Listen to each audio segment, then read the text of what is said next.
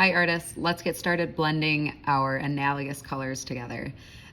So I have these nifty little things that we can trace. And sorry about my voice, it sounds a little raspy because I've been talking a lot while I teach lately. Anyway, okay, so our goal is to go from one color blending smoothly into the other. Don't mind this, I'll talk about this later. So when I start blending colors together, I start with my first color and I start on one side and I'm using hard pressure right here.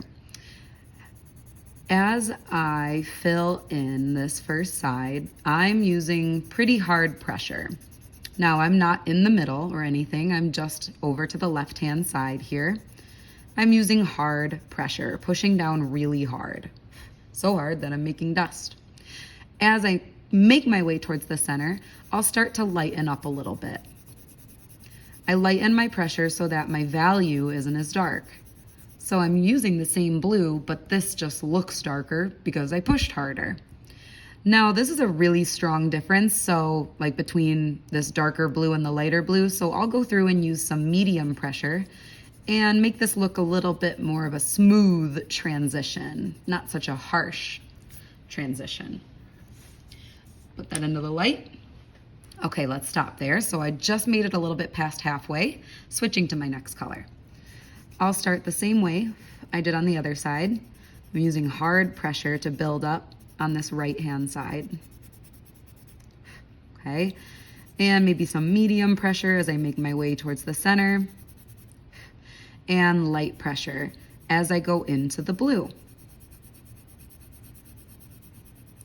Now, I'm not done yet. This actually doesn't look too bad, but I'm not done yet. Switching back to my original color, I'm going to start building up layers. And these layers are one on top of another, but I'm continuing to just build light pressure in the center. Switching again, light pressure in the center. Switching again. So it's a lot of switching back and forth, making it a smoother and smoother transition. Look how often I switch. Sometimes I do a little bit of a circular motion. I think it helps the blending. And I'll go back over to my side and blend a little more. And back over to this side.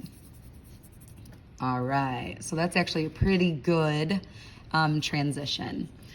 This is an example of what I see often that's a mistake. So there's hard pressure with the blue and hard pressure with this green. And then in the center, I did one layer of light pressure with blue and one layer of light pressure with green. Now this looks a lot lighter, but it doesn't look smooth it doesn't look like a smooth transition like this one does. So I'll do a quick example of how that happened. Fast forward if I'd like.